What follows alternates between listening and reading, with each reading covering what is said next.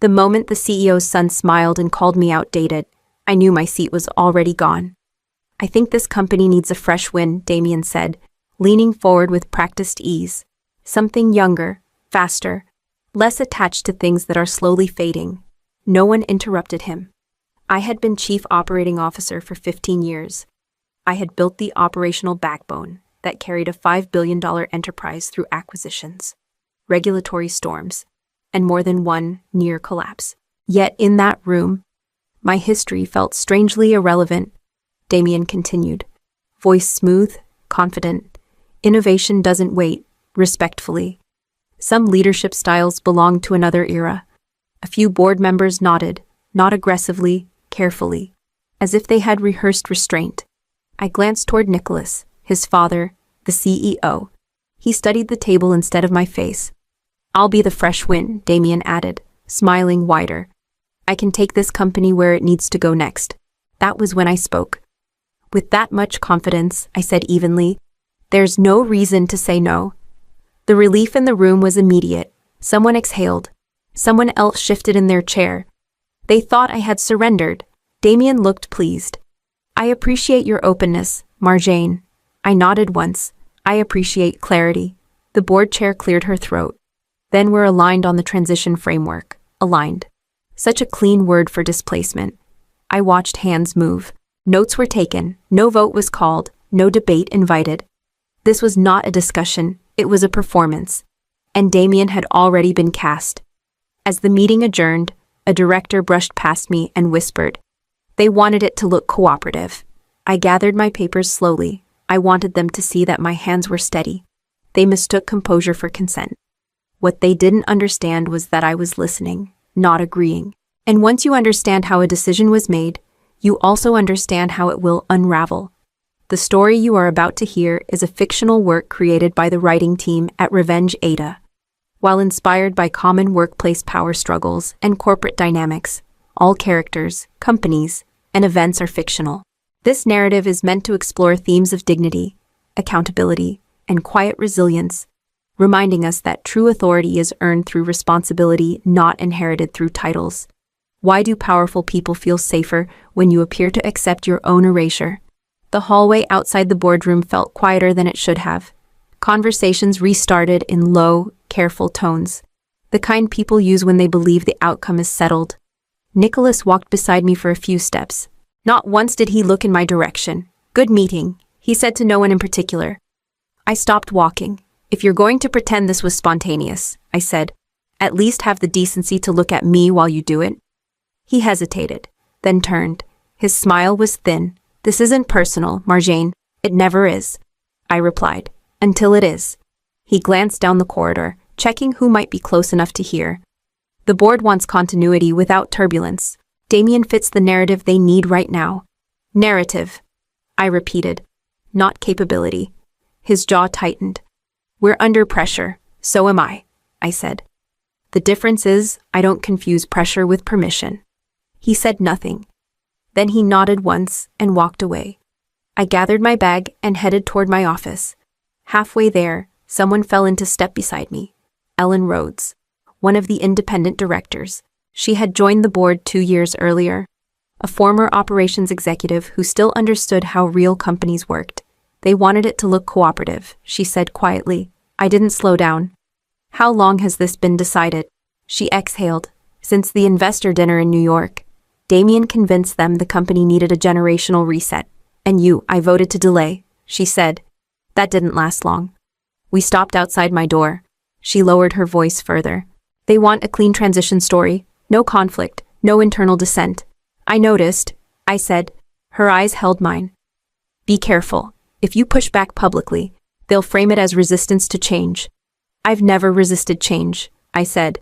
"I resist incompetence." A faint smile crossed her face, then disappeared. That distinction doesn't photograph well. After she left, I sat at my desk and opened my calendar. Meetings were already being reassigned, committees renamed, access permissions adjusted with quiet efficiency. This had not been a reaction, it had been preparation, and they believed my silence meant agreement. How do you remove someone indispensable without admitting they are indispensable? The call came the next morning, not from Nicholas, Not from Damien, from human resources. Marjane, said a calm voice I barely recognized. This isn't disciplinary. We want to be very clear about that. Then be clear, I replied. Why am I on this call instead of in my meetings? There was a pause. The sound of papers being aligned. The board believes a short step back would support organizational stability during the transition. Stability, I repeated. That word seems popular this week. It's about future readiness, she continued, unfazed. The company is entering a new phase. I built the systems that made that phase possible. I said, you're not worried about readiness. You're worried about optics. Another pause. This one longer. You'll be placed on temporary leave, she said carefully, with full compensation. This protects everyone except me, I said. Later that afternoon, I joined a video call with 2 board members and Nicholas. Damien was not present, which told me everything I needed to know. We want to avoid unnecessary noise, said Charles Myers, a longtime investor representative. Markets are sensitive right now. Your investors already heard Damien's version, I said. This is about keeping the story clean. Nicholas finally spoke. Marjane, this isn't a removal. It's a pause. A pause with my access revoked, I said. My committees reassigned. My calendar wiped. Charles leaned forward. You're still valued. But Damien has momentum with the investment community. They see him as the future. I see. I said. So I'm the past. No one said that, Nicholas replied quickly. You didn't have to, I said. Your silence did the work. The call ended without resolution. No argument, no apology. Just decisions framed as care. That evening, I received a media briefing draft from communications. It described a seamless leadership evolution and praised my legacy contributions. I closed the file without responding. Temporary, they called it. What survives when titles disappear, but responsibility does not. I joined the company when it was still arguing with itself about what it wanted to be. Nicholas hired me after a meeting that ended with him saying, I don't need another presenter. I need someone who can make this thing stop breaking. On my first week, a senior manager waved a deck at me and said, This explains the workflow. It explains how you wish it worked. I said, Show me the logs. He frowned. We don't keep them that clean. We will, I replied.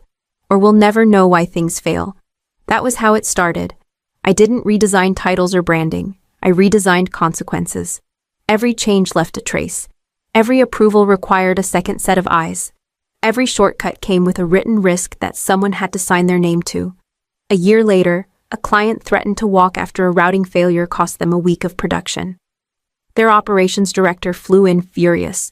I don't want promises, she said across the table. I want to know who owns this. I do, I told her. And here is how we prevent it from happening again. She studied the audit trail I put in front of her, then the compliance checklist. If I call you at midnight, will you answer? Yes, I said, and I'll know where to look. They renewed for 5 years. Those conversations repeated themselves. Different cities, different executives, same ending. Trust built not on charm, but on proof. When Damien started talking about acceleration and disruption, he never mentioned the controls underneath. He didn't know the names of the safeguards because he had never needed them. I wasn't proud of my title. I was proud of the fact that when something went wrong, there was always a record of why. As I sat alone that evening, reviewing access changes already made in my absence, one truth settled quietly and firmly. A system doesn't forget who built it. How much damage can confidence cause when it replaces caution? I found out Damien had begun accelerating deployments when my phone rang after midnight. It was Lena Ortiz, our compliance manager. She never called that late unless something was wrong. He moved the release window up, she said, skipping pleasantries. Cut 2 testing stages. Which ones? I asked. Regression and load verification. I closed my eyes. Who approved it? There was a pause. He did. The next morning, Damien sent a company-wide update, proud to announce faster cycles. He wrote, We're removing unnecessary friction. An hour later, an investor note circulated praising his decisiveness. The language sounded familiar. I opened the attachment. It was a summary of throughput gains I had completed 3 weeks earlier. Back when my access still worked, the charts were mine. The conclusions were mine. Only the signature had changed. I forwarded it to Damien. These optimizations were already in place. He replied within minutes. Yes, but I packaged them for impact. Lena stopped by my office later that day. She stood in the doorway, not sitting. He wants me to sign off retroactively, she said. Says it's just procedural. It isn't, I said. If you sign, you own the risk. She swallowed. He implied my team was slowing the company down. That's how pressure works. I said, it pretends urgency is courage. By the end of the week, the first warning appeared. A minor routing delay, then a reconciliation mismatch that corrected itself after a restart. Small things. Easy to dismiss. Damien dismissed them loudly. Legacy noise, he said in a meeting I joined remotely. We're moving past it. I spoke once. Those checks exist because they catch patterns before they cascade. He smiled at the screen. Respectfully, Marjane. Speed is the pattern now. No one challenged him. Not publicly. That evening, Lena emailed me the approval trail. It showed gaps where signatures should have been, timestamps compressed beyond policy. She added one line at the bottom. I did not sign. I saved the file and labeled it carefully. When confidence starts replacing caution, it leaves fingerprints. Why do organizations ignore warnings until they become headlines? The first real break didn't make the news. It barely made the internal dashboard. A distribution sync failed just after dawn, freezing orders for 11 minutes. The system recovered on its own, but only because a fallback module I had designed years earlier rerouted traffic before the queue overloaded. Damien called it a win. In the afternoon leadership call, he smiled and said, "We hit turbulence and adjusted in real time. That's agility." Several executives nodded. I spoke calmly. The fallback triggered because a validation layer was bypassed. That layer was removed last week. Damien waved it off. Legacy redundancy. We're proving we don't need it. After the call, an internal memo went out praising his decisive leadership under pressure. The language was generous. It also rewrote cause and effect. I spent the next hour documenting what had happened. I attached logs, timestamps, and the approval trail showing which controls had been skipped. I submitted it through the governance channel we had built for exactly this reason. The response came the next morning from Operations Strategy. Thank you for your input. At this stage, leadership is aligned on moving forward. Aligned. Again. Later that day, Nicholas stopped by my office. He didn't sit. They think you're pushing back because you're hurt, he said. I'm pushing back because the system is being stressed beyond design, I replied. Those controls exist for a reason, he sighed. Damien needs room to lead. Leadership doesn't require removing safeguards, I said. It requires understanding them. Nicholas looked tired. Let's not turn this into a standoff, I nodded. Then don't frame evidence as resistance. He left without responding. That evening, Lena forwarded me a screenshot of the internal praise email. At the bottom, she added a note. They called this success. I archived the message alongside my report. Every warning was now timestamped, routed, and acknowledged. The record was growing, even if the room stayed quiet. When systems fail, who pays for the decisions made at the top?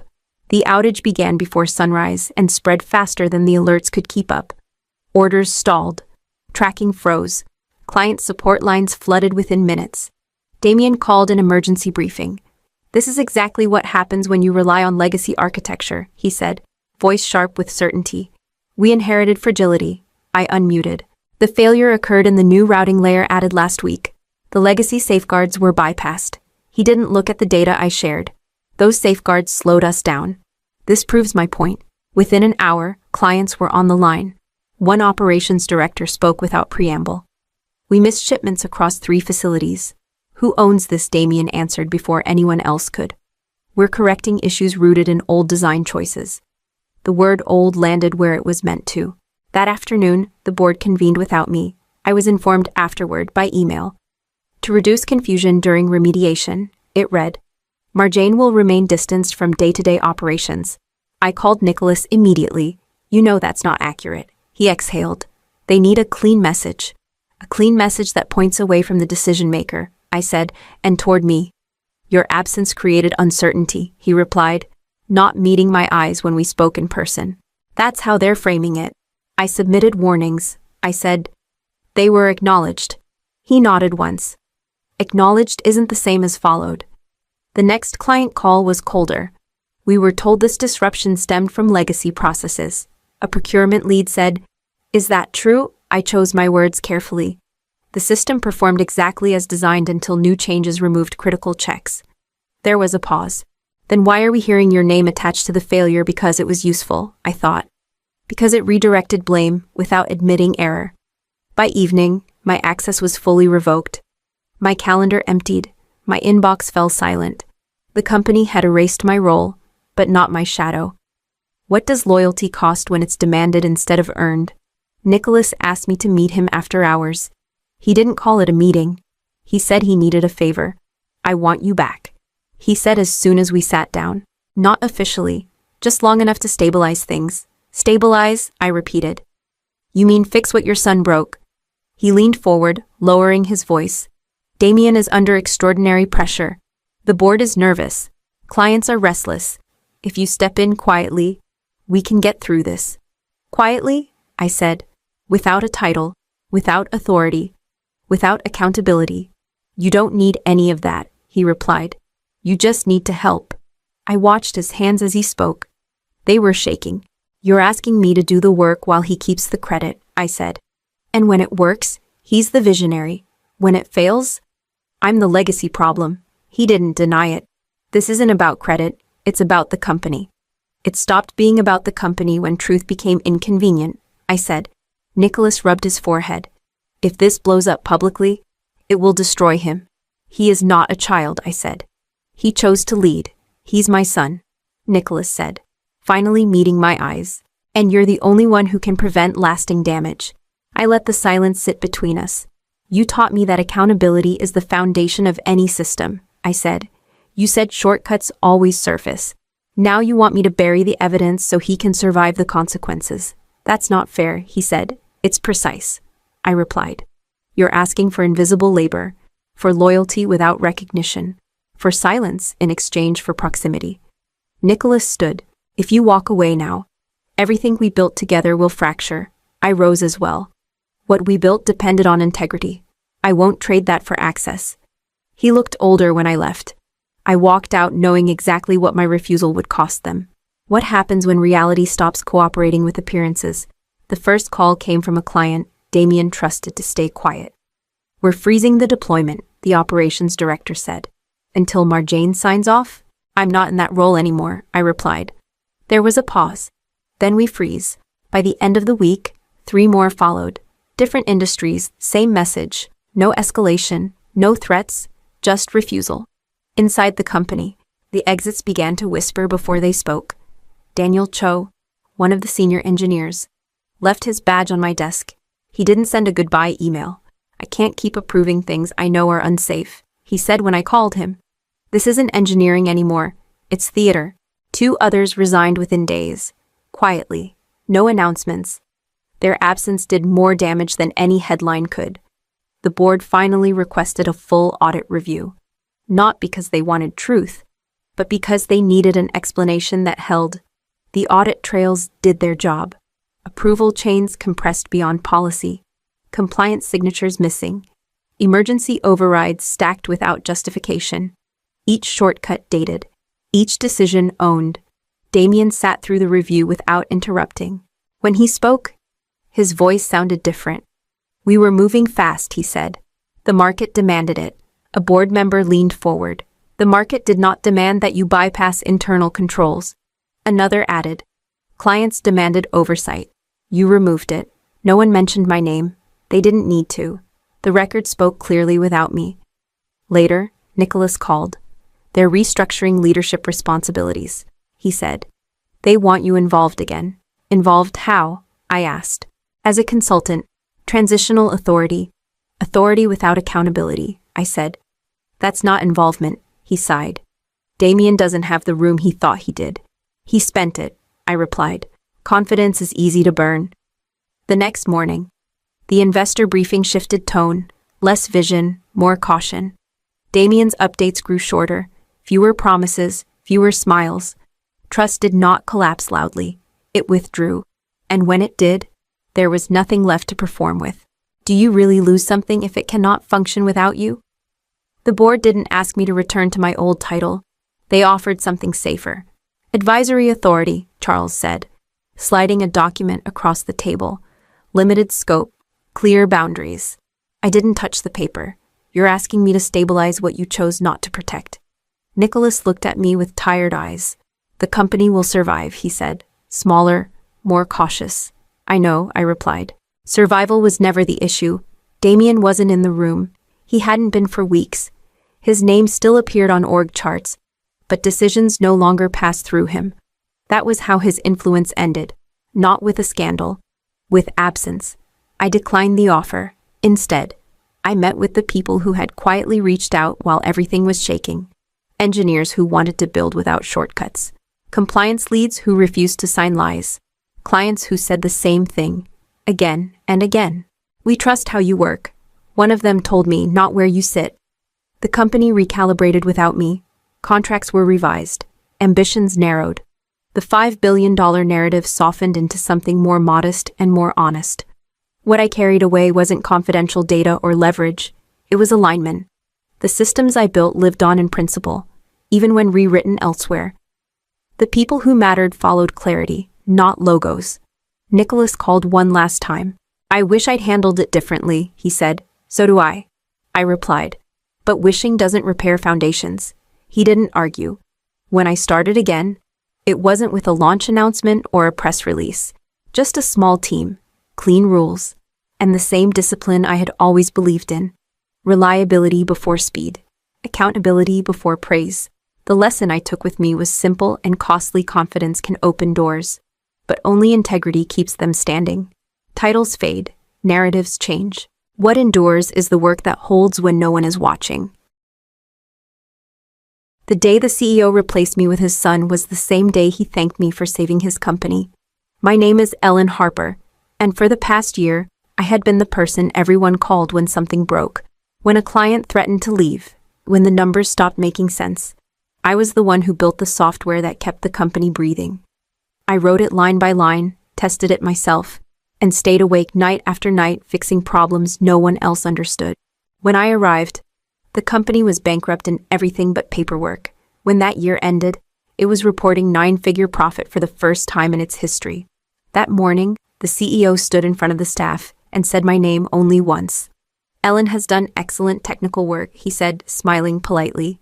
But from today forward, we need leadership that represents the future. My son, Ryan, will be stepping in as chief executive. People clapped. Some avoided my eyes. Ryan nodded like he had earned it. After the applause died down, I pulled the CEO aside. I kept my voice steady. You promised this role was earned by results, I said.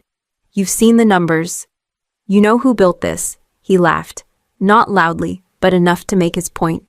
He reached into his pocket, pulled out a single bill, and pressed it into my hand. $100, he said. That's your real value. You should take it and be grateful. I looked at the bill. Then I looked at him. I didn't argue. I didn't raise my voice. I thanked him, turned around, and walked out of the building without another word. What he did not understand was that I did not leave empty-handed. The story you are about to hear is a fictional work created by the writing team at Revenge AITA. It is designed to explore themes of power, loyalty, and consequences in the workplace. While inspired by real emotions and real-world dynamics, all characters, companies, and events are fictional. That night, I did not sleep. I reviewed documents I had written months earlier, agreements no one bothered to read closely. By the time morning came, the company was still standing, but it no longer belonged to the people who thought I was disposable. I met the CEO for the first time in a glass-walled conference room overlooking the financial district. He didn't waste time on pleasantries. We're running out of weeks, he said, sliding a thin folder across the table. Not months, weeks. I opened it and skimmed the reports. Legacy clients threatening to walk.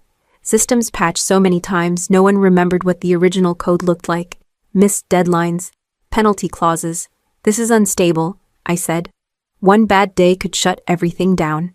He leaned back in his chair, studying me. That's why you're here, Ellen. I'm not here to perform miracles, I replied. I'm here to fix what can be fixed. He nodded quickly, like someone agreeing because there was no other option. Your title will be head of systems. You'll report directly to me. I waited. and authority? I asked. You'll have operational control, he said. Then added, within reason. That was the first red flag. I ignored it. A senior manager cleared his throat. Just so we're aligned, Ellen, the board is very sensitive right now. Any disruption could scare investors. I looked at him. The disruption already happened. You're just living with the delay. Silence followed. The CEO broke it. Fix the system, he said. And you'll never have to worry about your place here. I held his gaze. I'm not asking for protection. I'm asking for trust. You'll have it, he said, too quickly. Over the next days, every conversation sounded the same. A developer whispered, no one's touched this code in years. An account manager said, clients only stay because switching costs too much. Another exec warned me, don't step on toes. People here guard their territory. I worked anyway, late nights, early mornings. I rewrote processes others were afraid to touch. One evening, as I packed up, the CEO stopped by my desk. You're moving fast. I don't have a choice, I said. He smiled. Neither do we. That was the moment I understood the imbalance. I was risking my reputation. He was risking nothing but time. Still, I stayed. Because when a company is freezing, someone has to go into the cold first. The system did not fail all at once. It failed quietly, in ways that only showed up when clients were already angry. This report is wrong again, said Mark from finance, standing behind my chair. If this goes out, we breach contract. Give me 10 minutes, I said, without looking up. You said that yesterday. I fixed yesterday, I replied. This is a different problem. By the end of the first month, I was no longer fixing errors. I was replacing the entire foundation. I wrote new logic to cut duplicate processes, rerouted workflows that wasted labor, and built compliance checks that ran automatically instead of relying on human reminders. One night, a developer named Luis leaned over my screen. No one's ever touched this layer before. That's why it's breaking, I said. The CEO started stopping by more often. He never asked how the system worked. Clients are calmer, he said one evening. What did you change? I made it cheaper to operate and harder to fail. I answered. He nodded, satisfied without understanding. The first legacy client to renew called me directly. I don't know what you did, she said, but the errors stopped. I want you on every call from now on. After that, the calls didn't stop. Can Ellen review this before we sign? Is Ellen available this afternoon? I don't trust the numbers unless Ellen confirms them. In meetings, people stopped looking at the executive team and started looking at me. Mark said it once, half joking. If Ellen quits, we're finished. The room went quiet. The revenue curve changed next. Loss flattened, then reversed. Growth followed, faster than anyone expected. Departments that had been marked for layoffs were suddenly hiring again. The CEO clapped me on the shoulder one morning. You're making me look very smart. I didn't smile. I'm making the system stable. He laughed. Same thing. It wasn't the same thing. I could feel it shifting. Trust was moving away from titles and toward results. Every fix made me more essential. Every success made someone else less comfortable. I kept working anyway, because the company needed the system to survive. And I needed proof that I was not replaceable. That proof would matter sooner than I expected. Ryan showed up to his first strategy meeting without an introduction. He sat beside his father, opened a leather notebook, and smiled at the room like he already belonged there. We need to think bigger, Ryan said, tapping his pen. This is about vision, not just systems. I looked at him. Which part of the system are you referring to? He hesitated for half a second. All of it. The overall architecture.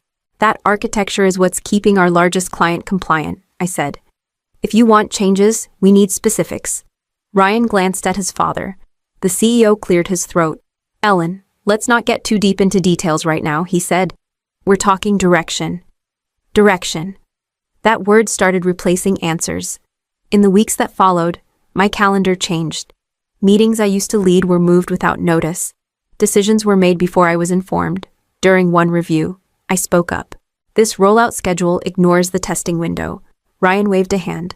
We'll figure it out as we go. That's how outages happen, I said. The CEO cut in.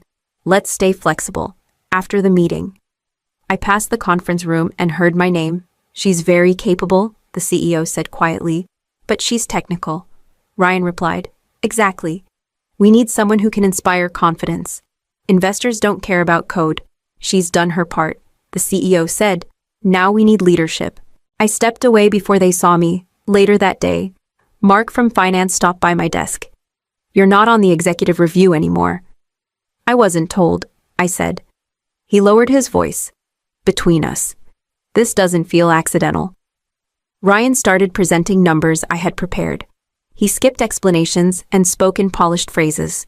Operational efficiency, he said once, glancing at my chart. That's the takeaway.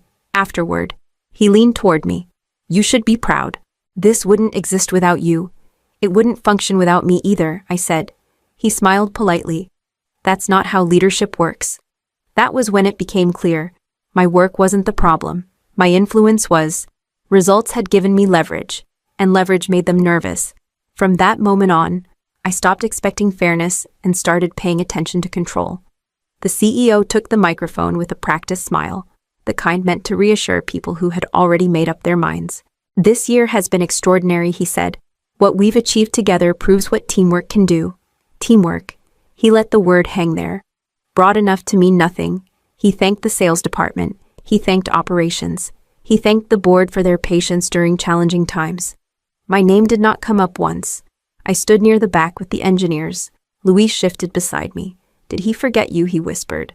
I don't think so, I said. The CEO cleared his throat. As we celebrate this milestone, it's also time to look ahead. Ryan stepped closer to the stage. The movement was subtle, rehearsed. From today forward, the CEO continued. My son will be leading the company as chief executive. He represents the future of this organization. Applause broke out immediately, not enthusiastic, but obedient. Chairs scraped, hands clapped.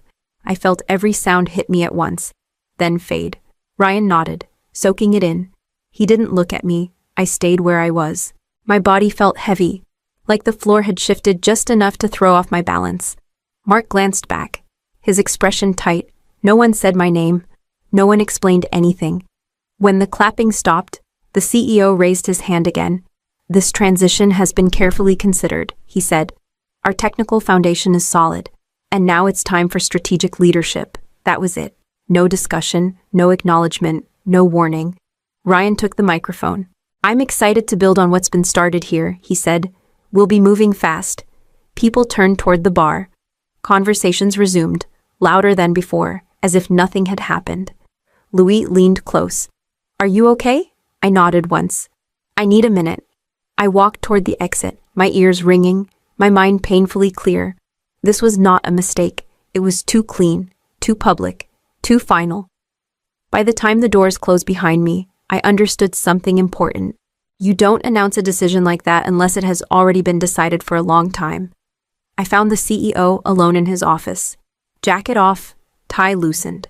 Scrolling through messages like nothing unusual had happened. We need to talk, I said. He didn't look up. Make it quick. It's a busy night. You replaced me without a word, I said, after everything I built. He finally raised his eyes, calm and mildly amused. Ellen, don't take this personally.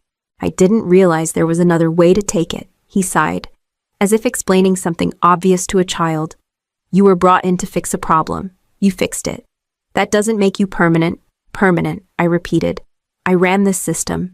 I held every major client together, and you were compensated for that, he said very fairly. I stepped closer. You promised me stability. You said I wouldn't have to worry about my place here. He stood, walked to his desk drawer, and pulled out a single bill. He placed it in my palm and closed my fingers around it. $100, he said. This is what you should focus on. What you were hired to do, not what you imagined you were becoming. I opened my hand and looked at it. You should be grateful, he continued. Most people get nothing when they're done. I waited for the anger. It didn't come. What I felt instead was something sharp and quiet, like a door closing. So that's it, I said. After a year like this, he shrugged. You were temporary help. Ellen, don't confuse effort with ownership. I nodded once. Thank you for clarifying. His eyebrows lifted slightly. That's it. That's it, I said. I placed the bill back on his desk, smoothed it flat, and stepped away. Good luck, I added. He smiled. Already turning back to his screen. You'll land on your feet. Someone like you always does. I walked out without another word. The hallway felt longer than it had before.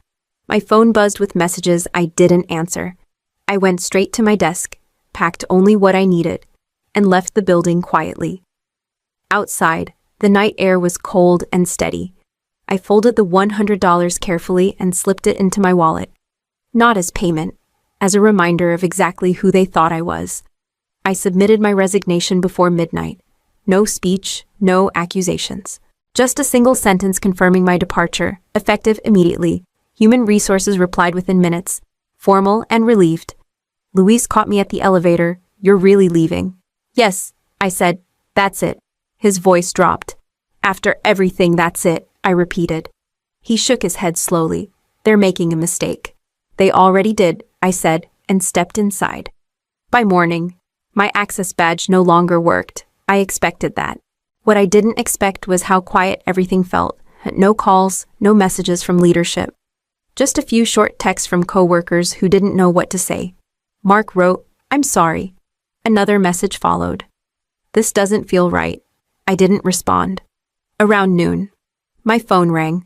The CEO's number flashed on the screen.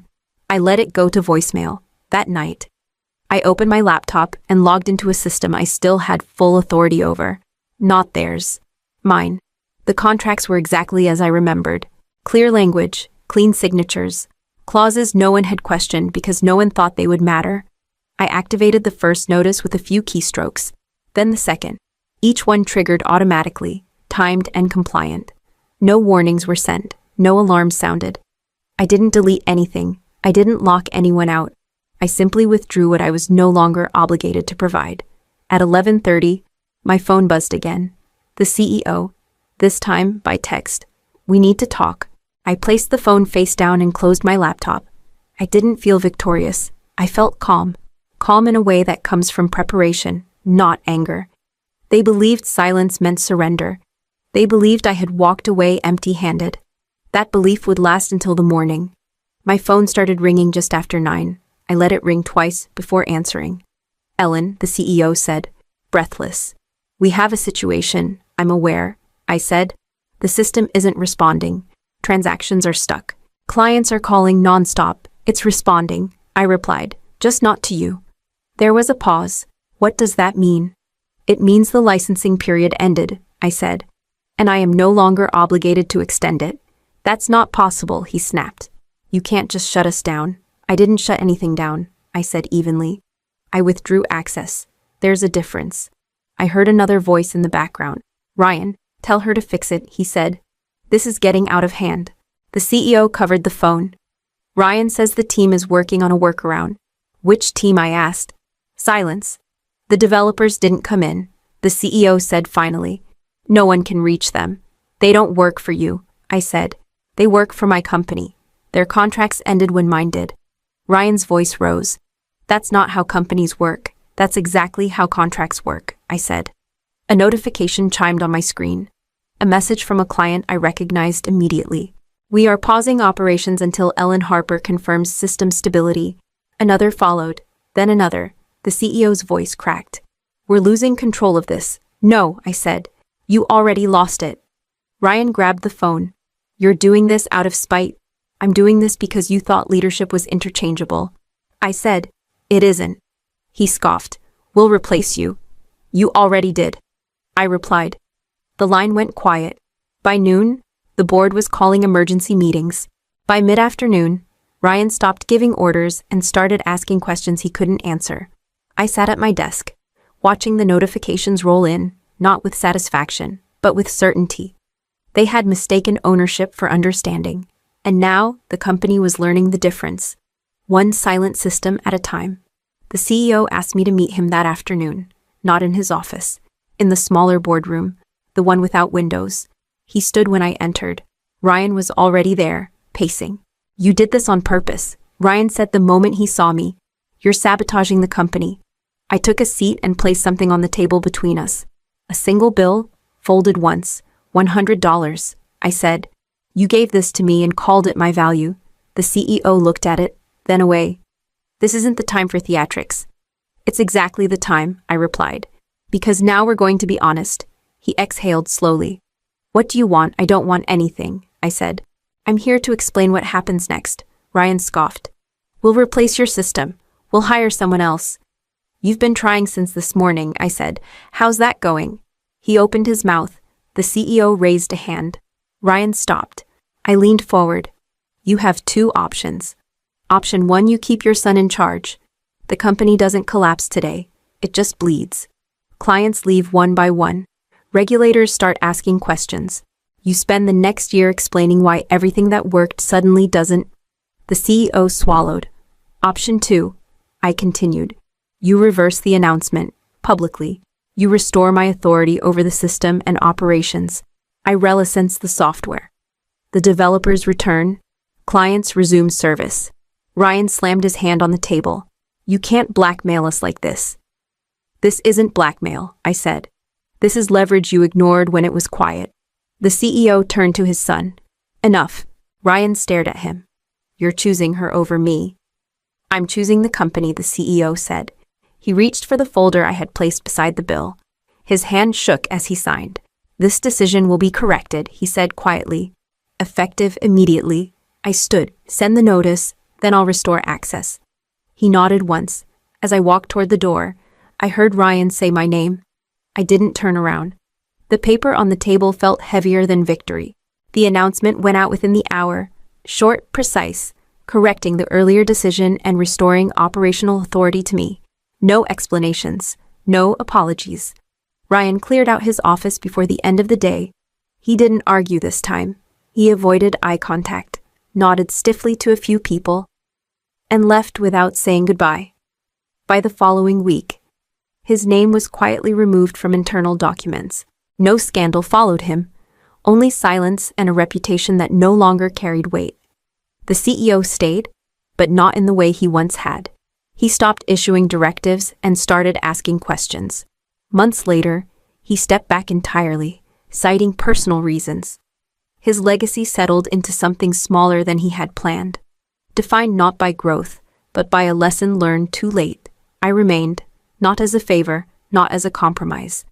Every agreement was rewritten, authority clarified, ownership documented in language no one could ignore again. When people spoke to me now, they didn't praise my dedication, they asked for my decisions. One afternoon, the CEO approached my desk, hands folded. You could have walked away, he said. I did walk away, I replied. You just didn't realize what I was carrying. He nodded slowly. I see it now. I watched him leave, not with satisfaction, but with distance. I didn't win by destroying anyone. I won by refusing to be erased, by making my work visible in ways that could not be dismissed or minimized. Before the story ends, I want to leave you with this life lesson. Never confuse silence with weakness. Never assume the person doing the real work has no power simply because they are not the loudest voice in the room.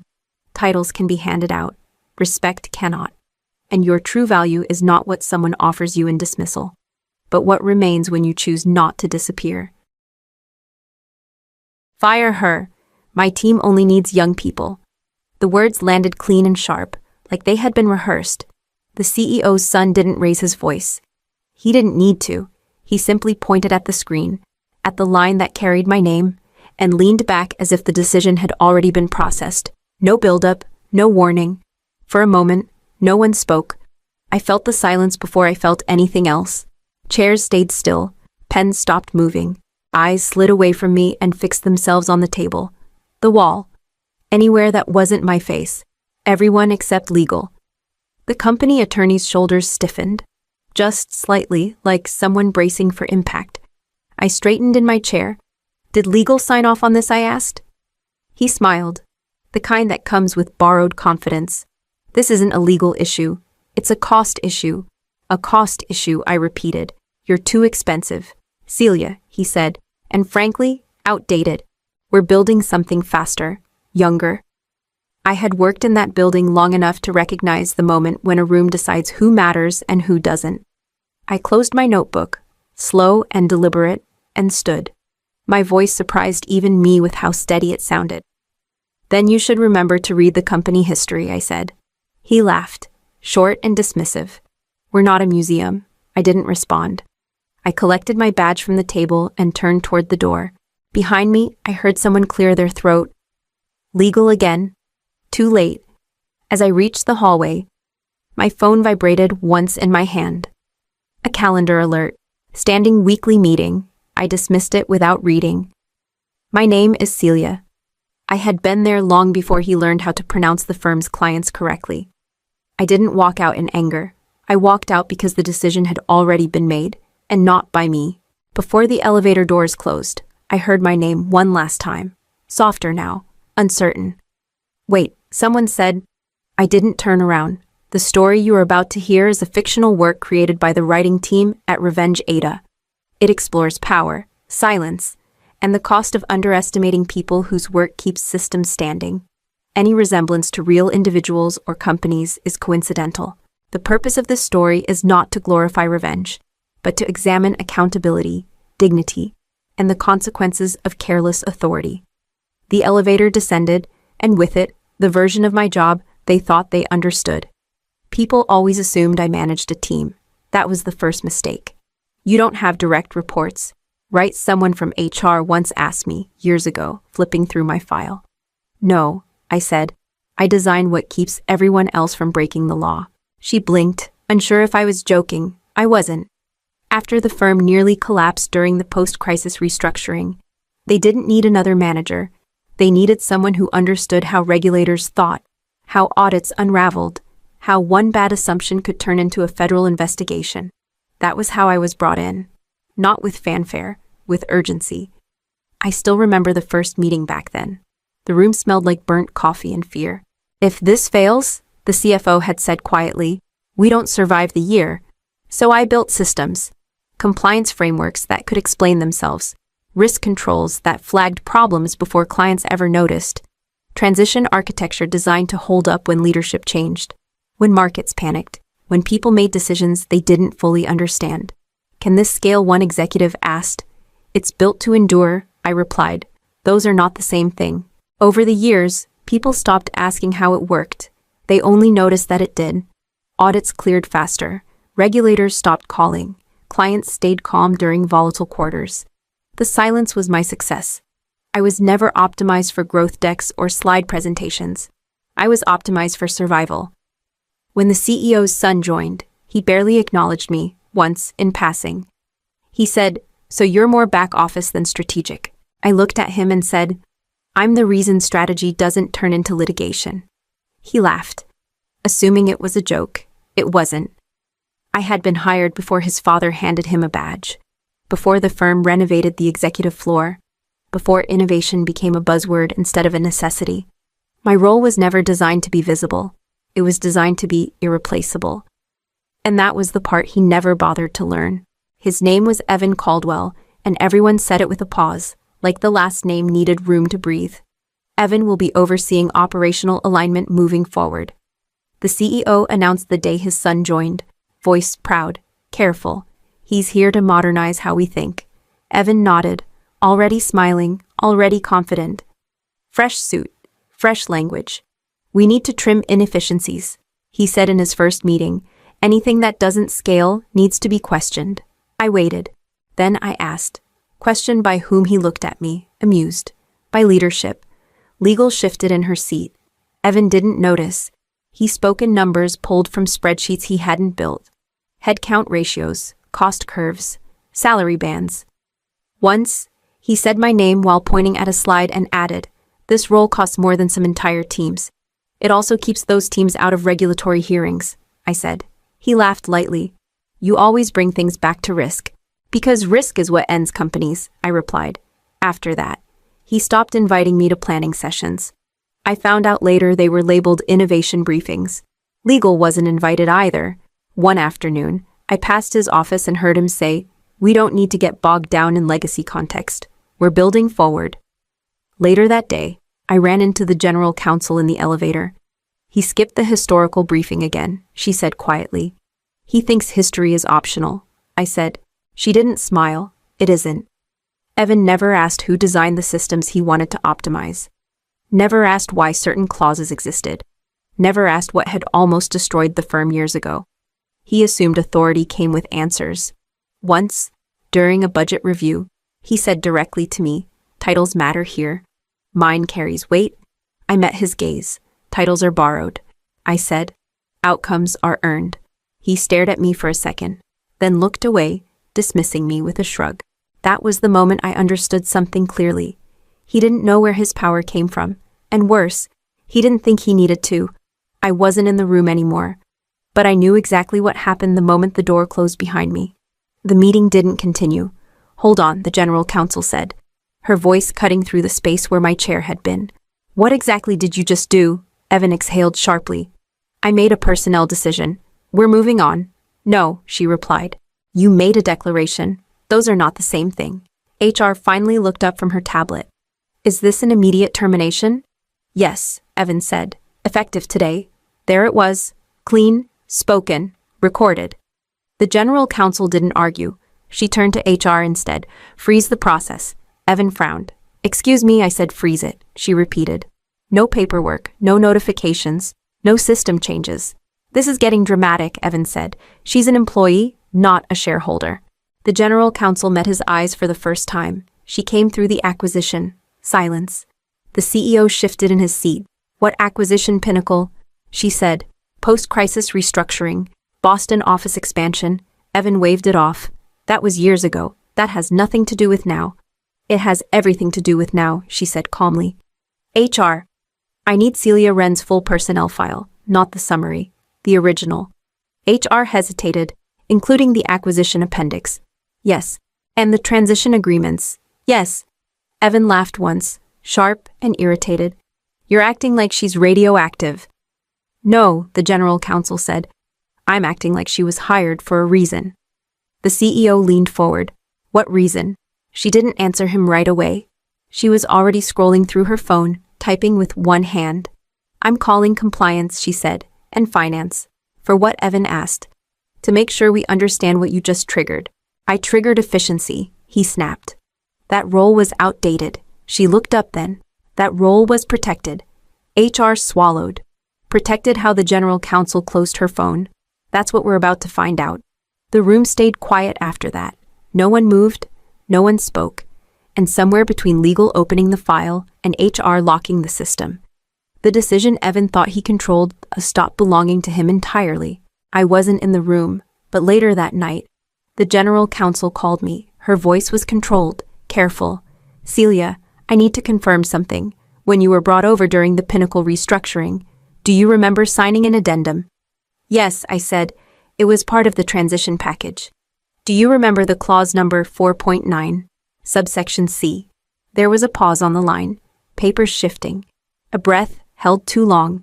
"That clause," she said slowly, "was never amended." "I know." Inside the conference room, I imagined them gathered around the table. Legal on one side, finance on the other, Evan standing too confidently at the head. The document was old, the margins narrow, the language dense. It had been signed during a year when the firm was bleeding clients and regulators were circling. Back then, the clause hadn't been leverage, it had been insurance. "This wasn't severance," the general counsel said. "This was protection for continuity." "Exactly," I replied. She read aloud, voice flattening into precision. "Termination, voluntary or involuntary, of the role without a defined transition period and board approval shall trigger a buyout mechanism." Evan cut in, his voice sharp even through the phone. "She resigned. After you terminated the role," legal replied. "Those are different actions." Finance spoke next, quieter. "The clause references valuation alignment." The general counsel nodded. "Indexed to current firm value." Evan scoffed. "You're telling me a paragraph from years ago still matters." She didn't look at him. "It matters because no one removed it." Another voice joined the call, the head of compliance. "If the role is terminated improperly, we also lose continuity certification." Evan's tone shifted.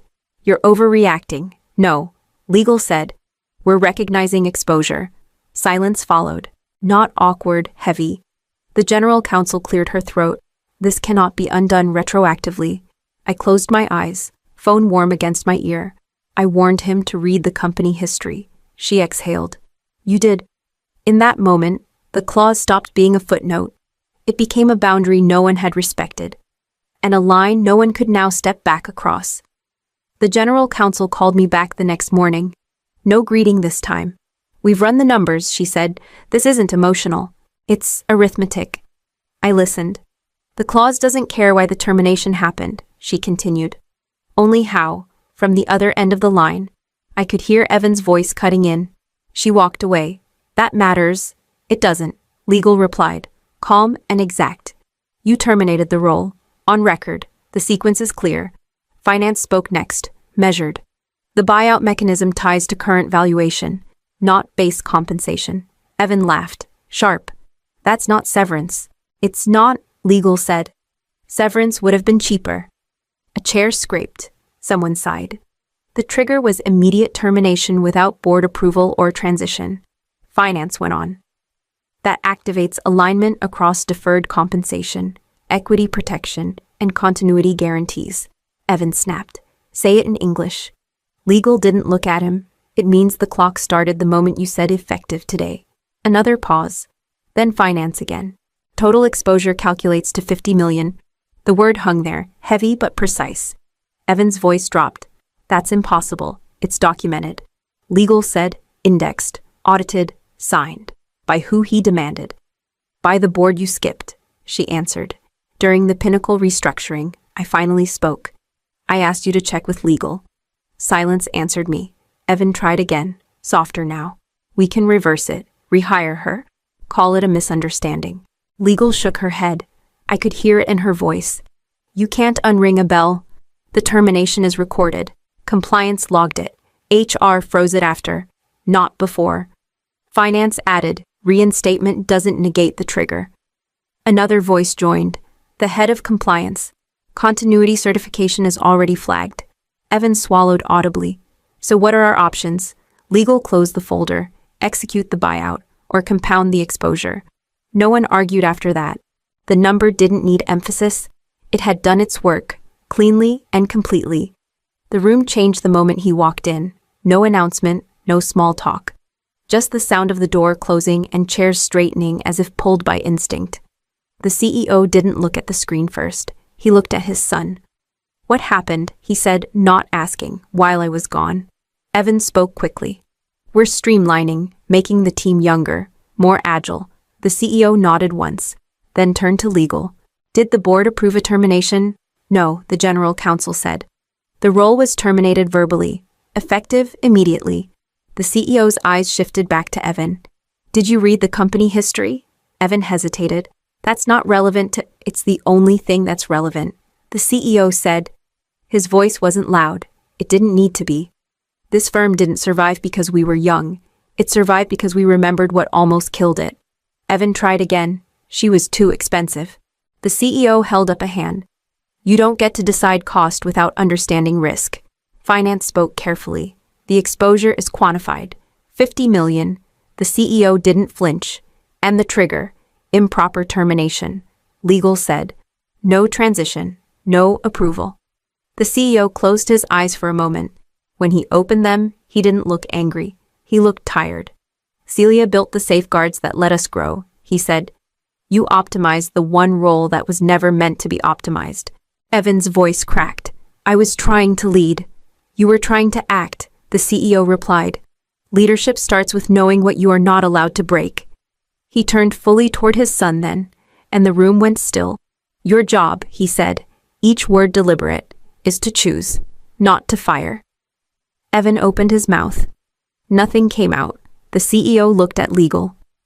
"Proceed." Then he looked past the table, to the empty chair where I had been sitting. "She warned you," he said quietly. No one disagreed. Authority didn't raise its voice. It settled the room, made its decision, and moved on without waiting for permission. They didn't fire Evan.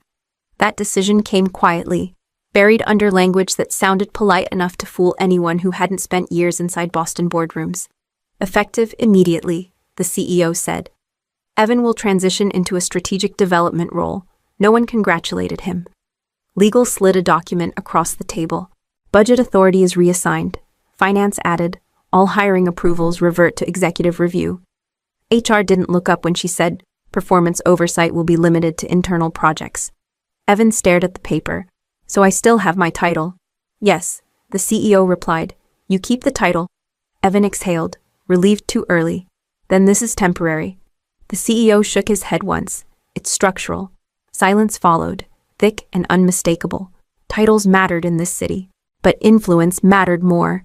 Evan would still attend meetings. He would still sit at the table. But nothing would move because he spoke. No budget, no team, no signatures. A presence without gravity. That's it, Evan asked. After everything, Legal closed her folder. After everything. This is restraint. I wasn't there, but I heard about it within the hour. A former colleague called, voice low. They didn't touch your agreement, she said. They didn't even argue. They won't, I replied. They're saying you're unreachable. I am. The calls started that afternoon. HR first, then finance, then Evan himself. His name lighting up my phone like it still carried authority. I let it ring. A voicemail followed. Celia. This doesn't have to be adversarial. I deleted it. Another message came from Legal. Short, careful. We will proceed as outlined. I replied once. Understood. That was the extent of my participation. Power didn't need my presence anymore. It had already done its work. Evan would learn what influence felt like when it was removed, piece by piece, without ceremony. And I stayed silent, because silence was no longer something being taken from me. It was something I chose. The offer had come in weeks before any of this happened, advisory only. The woman on the other end of the line had said, no politics, no titles to defend. We need judgment. I asked one question. Do I answer to Legal or to ego? She smiled. I could hear it in her voice. You answer to outcomes. I accepted without negotiating. When the payment from my former company was processed, there was no back and forth, no bargaining language, no attempt to reframe it as goodwill. Finance sent a confirmation. Legal followed with a clean acknowledgement. The number matched the clause exactly. No deductions, no conditions. A colleague from my old team texted me later that night. They didn't even try to argue. They can't, I replied. Another message came in. This one from Evan. It was shorter than the last. I didn't know. I stared at it for a long moment, then locked my phone. I hadn't left to make a point. I hadn't left to punish anyone. I left because I was done explaining my worth to people who only listened when numbers spoke for me. At my new firm, the first meeting lasted 10 minutes. We reviewed your work, the managing partner said. We trust it. That's it, I asked. That's enough, he replied. No badge, no orientation, no long speech about culture, just access, responsibility, and silence when silence mattered. Back in Boston, things shifted. Meetings were delayed, decisions slowed. People began asking legal questions they'd never bothered to ask before. Names were spoken more carefully. I didn't follow the details closely. I didn't need to. I had stopped waiting for permission to be taken seriously. And once that happened, the rest of the noise faded on its own. It was months later when I heard the change had become policy. A former colleague called me after work, voice low, almost careful. You should know, she said. Legal stopped a termination today. I didn't respond. They asked one question. She continued, just one. Is this role part of the company's history? The room went quiet after that. I closed my laptop, and they postponed everything. HR, finance, even the board rep didn't argue. The call ended without ceremony. That was how most meaningful things did. Evan was still there, technically. His title remained printed on internal directories. His name still listed on meeting invites. But people stopped looking to him for decisions. Budgets went around him. Hiring requests skipped his inbox. When he spoke, notes were taken out of habit, not obligation. I heard he tried to reassert control once. This is inefficient, he said in a meeting. According to someone who was there, Legal answered evenly. So is rewriting history. No one backed him up. At my new firm, work moved cleanly.